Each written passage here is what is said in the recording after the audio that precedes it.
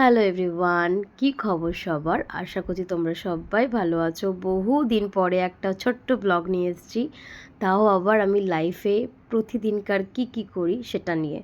হ্যাঁ, এইটা আমি প্রতিদিন করি না, এখন তোমরা যেটা দেখছো এটা আমি আজকেই করছি, বা হয়তো 7-8 দিনে একবার করি। অ্যাকচুয়ালি আমাদের যে কাজের মাসি ছিল সে ছেড়ে দিয়েছে, তাই জন্যই এখন এই পরিস্থিতি।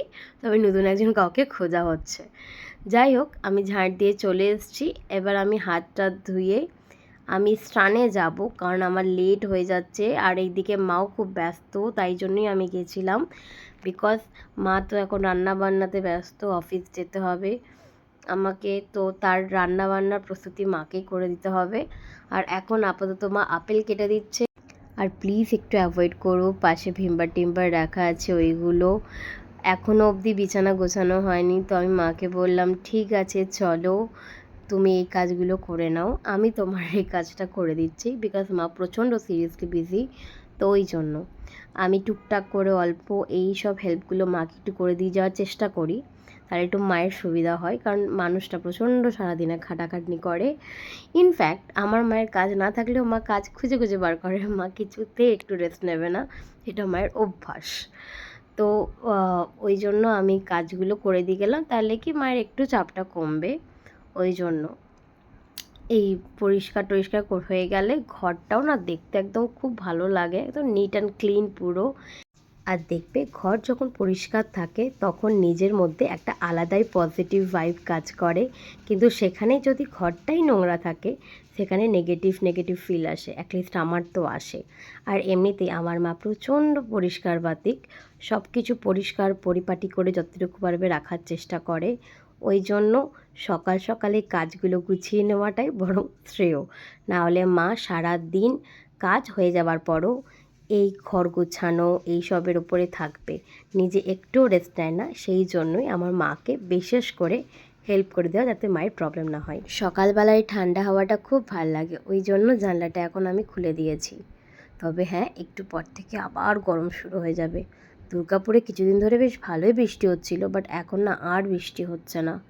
আর এই জেড প্ল্যান্টটা দেখো কি দারুণ লাগছে, এত সুন্দর লাগে আমার এই গাছটা, ওই জন্য আমি জানলার পাশেই রেখে দিয়েছি। আর এটাকে তো খুব বেশি যত্ন করার প্রয়োজন মনে হয় না, আমি দেখিনি কাউকে খুব বেশি যত্ন করতে, ওই জন্যই বললাম মাঝে মাঝে জল দিই তাহলেই হয়ে যায়। আর এই যে আমার কমপ্লিট খাটটাকে একটু আমি ক্লিন করে গুছিয়ে দিলাম। আর ওই ডায়েরিগুলো আমার সাইড মানে বেড সাইডের একদম পাশেই থাকে, কারণ ওগুলো সব আমার কাজের ডায়েরি, ওই জন্য। আর ঘর ক্লিন থাকলে একটা আলাদা পজিটিভিটি নিজের মধ্যে কাজ করে, আর খুব শান্তি মনে হয়। আমি এই পর্দাটাকে দেখছি, একটু যদি একটা ক্লিপ নিলাম, হাওয়াতে উঠছিল, কি সুন্দর লাগছিল। আর হ্যাঁ, এবার আমার অফিস যাওয়ার টাইম অনেক লেট হয়ে গেছে। আর আজকে যেহেতু একাদশী, আমি উল্টো পাল্টা কিচ্ছু খাবো না আজকে। ফল, জলও খাবো না, শরবত, কফি এইসবের ওপরেই থাকবো। আর ছাতু নিয়েছি, দুপুরবেলায় হয়তো আমি ছাতু গুলে খেয়ে নেবো, কারণ এছাড়া তো আমি কিছু খেতে পারবো না, সব কিছুই লিকুইডের ওপরে। আজকে তো আমি ছাতুর শরবত, নর্মাল শরবত, আপেল এইসব খেয়েই থাকবো। আর রাত্রেবেলায় খাবো হচ্ছে পরোটা, ব্যাস, আর কিচ্ছু না সারাদিনে। আর এই যে আমি একটা নতুন ব্রেসলেট কিনেছি, ওটা তোমাদেরকে দেখাচ্ছিলাম। আর শ্যাম্পু করতে পারছি না বলে প্রচণ্ড বিরক্ত লাগছে, শ্যাম্পুটা কবে করতে পারবো, ওই জন্যই বসে আছি। আর এখন মা দিল হচ্ছে ছাতুর শরবত, অল্প করে আমি দিতে বলেছি, আর একদম লাইট করে, কারণ আমি না একদম খুব মোটা ছাতুর শরবত খেতে পারি না, সেই জন্য আমি একদম রেডি, স্টলটা গায়ে নিয়ে নিয়েছি। এইবার আমি বেরাবো, কারণ বাবা চলে এসছে, আমাকে বাবা ড্রপ করতে যাবে অফিসে, সেই জন্য। আর বাইরে প্রচণ্ড গরম, সেই জন্যই চশমাটা নেওয়া। আর দেখো কি সুন্দর লাগছে না, খুব ভিউটা খুব ভালো লাগছে। বাট বিশ্বাস করো প্রচণ্ড গরম, তাই প্রচণ্ড অস্বস্তিও করছে, মনে হচ্ছে কতক্ষণে গিয়ে অফিসে ঢুকবো। অফিসে যেহেতু এসি চলে, ওই জন্য একটু শান্তি। আর বাইরে প্রচণ্ড গরম, মানে একটা হয় না ভ্যাপসা গরম, ওই রকম হয়ে আছে। টেম্পারেচার কিন্তু খুব বেশি নেই, হার্ডলি 37 to 38 হবে। হিউমিডিটিটা প্রচণ্ড বেশি, তাই জন্য প্রচণ্ড গরম লাগছে। এবার অফিসে ঢুকতে পারলে আমি বাঁচি। আর আমি আজ কিছু খাবো না, কিন্তু ইনি এখন সুন্দর করে পূর্ণিমা সুইটস, না সরি, অরুণ সুইটসের কচুরি আর তরকারি খাচ্ছে, যেটা মানে মটরের তরকারি, কিন্তু ওটা মিষ্টি মিষ্টি। আর আমি বসে বসে ওকে দেখছি, কারণ আমি তো কিছু খেতে পারবো না। আর এমনিতেও আমি সকালবেলায় কচুরিটা ঠিক একটু অ্যাভয়েডই করি। পরোটা হলে নিশ্চয়ই এক কামড় নিতাম, কারণ আমি পরোটা খেতে খুব ভালোবাসি, কিন্তু সেটাও লাচ্ছা না, নর্মাল।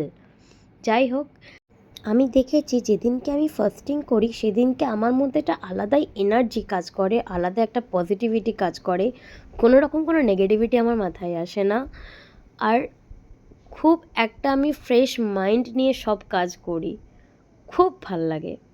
যাই হোক, এখনকার মতন আমি এই ব্লগটাকে আর বেশি বাড়াবো না, আজকের মতন এইটুকুই থাক। এখন আমরা চা কফি নিয়ে একটু বসেছি কাজের মাঝখানে, কারণ একটু রিফ্রেশ করার জন্য নিজের মাইন্ডটাকে। তো এখনকার মতন চলো টাটা, পরে কথা হবে।